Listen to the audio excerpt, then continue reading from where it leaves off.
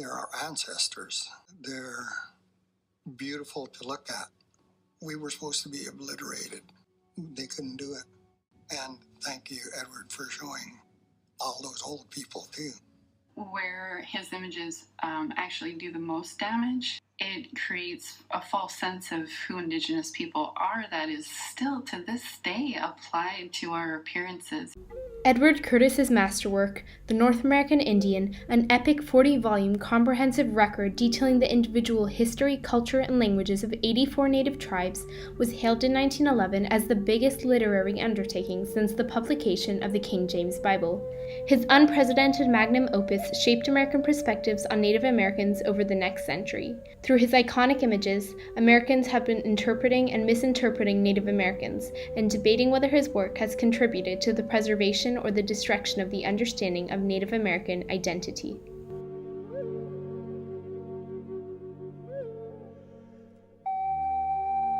Despite his triumph of creating a vital compendium of Native American culture, as well as thousands of evocative photographs that have even led to cultural revival, Edward Curtis's work perpetuated stereotypes while ignoring the tragic contemporary struggles of Native peoples. The photograph of Red Cloud, the legendary Oglala Sioux war chief, was taken in 1905 by Edward Sheriff Curtis, one of America's most prominent photographers.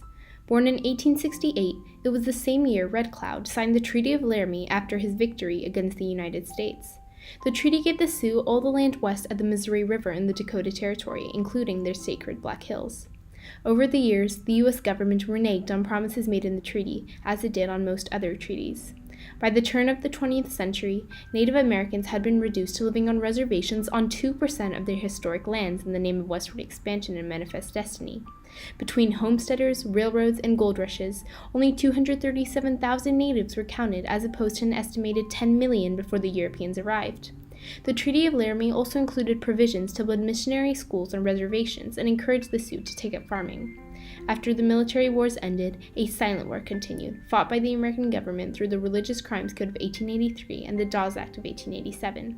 These laws outlawed all Native rituals, traditions, and languages, systematically destroyed tribal communities, and forcibly removed Native children into missionary boarding schools. This forced assimilation was a cultural genocide. In 1904, the Seattle Times celebrated Curtis's triumph of having taken never-before-seen pictures of the Navajo Yea-Bache dance. Curtis, a Caucasian American, had become a celebrity photographer of American high society, but was profoundly drawn to the spirituality of Native Americans. I had met ethnologists and archaeologists, but none of them seemed to come so close to the Indian as Curtis, so close that he seems a part of their life. Impassioned by the conventional understanding of his era that Native peoples were vanishing, Curtis felt an urgency to document the intricate differences between tribes such as the Hopi, Navajo, Haida, or Sioux nations for posterity. Over 30 years, the Curtis team made 10,000 audio recordings of Native songs and history. In 1911, to rave reviews, his picture opera debuted at Carnegie Hall. In the Land of the Headhunters in 1914 was the first feature-length documentary of Native Americans. He was hailed by the press, a gem of motion picture art. It seemed Edward Curtis was destined for success. Despite his unparalleled achievement, from the perspective of some modern critics, Curtis's work is irredeemably linked to the highly racialized stereotype of the vanishing Indian. Curtis opened Portfolio 1 with this image of the Navajo, titled The Vanishing Race, and said, "The Indians as a race are passing into the darkness of an unknown future." Social Darwinism permeated early 20th century white American thought and portrayed indigenous people as an inferior race frozen in time, for whom extinction was inevitable unless they assimilated into the superior white civilization. Curtis erased all sign of modernity, staged and dressed Native Americans as he imagined them, romanticized noble savages at one with nature.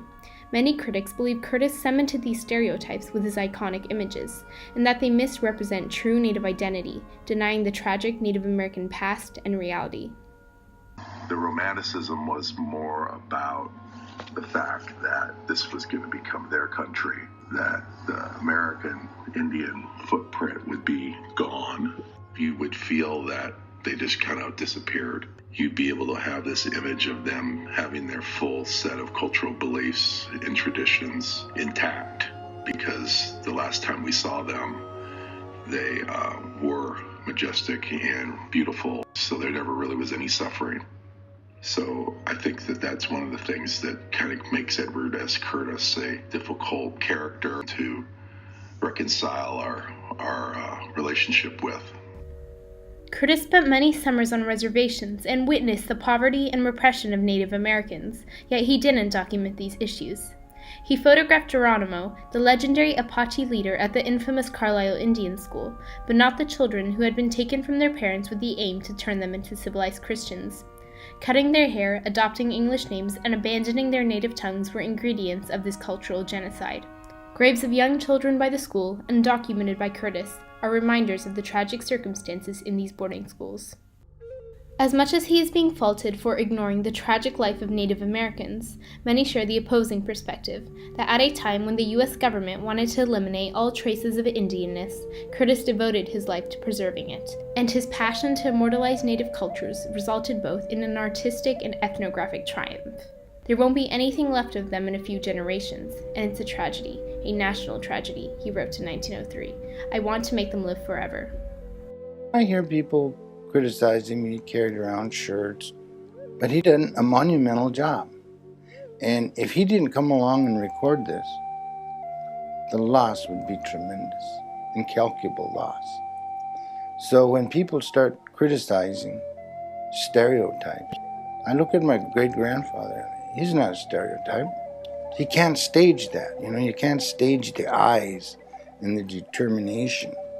With a soft-focused lens, Curtis created powerful close-ups of indigenous faces to humanize them.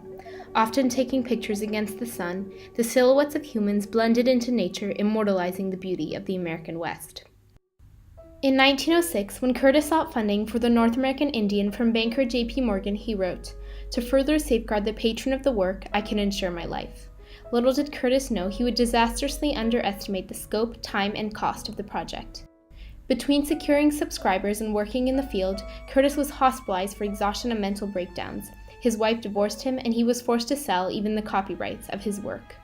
In 1928, 60-year-old Curtis set out on his last field trip to Alaska with one assistant and his daughter, Beth. This was 30 years after his first Alaskan trip on the lavish Harriman expedition. The contrast couldn't have been more stark. The 1899 Harriman expedition was a public spectacle followed by the international press. By 1928, however, the public had lost interest in Native Americans, and Curtis was a forgotten, penniless man, yet he finished the last volume of the North American Indian. He died in obscurity in 1952. I have never seen pictures relating to Indians which, combined with artistic feeling, can compare with these pictures by Curtis. What will they be 100 years from now? Today, Curtis's photographs remain an American treasure and contribute to Native culture in unexpected ways. As a consequence of the Repatriation Act of 1990, in 2001, a totem pole from the Field Museum of Chicago was returned to the Tlingit Cape Fox community.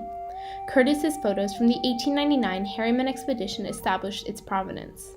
Aside from proving origin, the images have established family heritage, ultimately contributing to cultural revival. For us, it was a cultural revitalization. We know our Tlingit names. We can say who we are. My name is Kafla Khla. Because of this, identifying those totem poles from the pictures that Edward Curtis took, we wouldn't be able to have done that today. It started an even better process for us to heal, and that our people had still survived and are still here.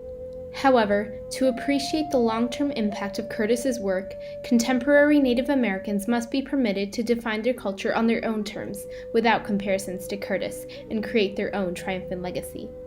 I hope that in another 100 years, his pictures will be a distant memory, replaced by new visions of Indigenous identity created within our own communities. The North American Indian must be viewed within the context of Curtis's own racialized era. Curtis was an artist, and using props, reenactments, and staging photographs was the established norm in the early 20th century. His photographs must be seen alongside the vast ethnographic record that he collected over 30 years. Despite Curtis's work perpetuating stereotypes and ignoring the tragic struggles of Native Americans at the time, his triumph of creating iconic photographs, as well as documenting the heterogeneous culture of over 80 indigenous tribes, remains an unparalleled contribution to the preservation of Native American heritage.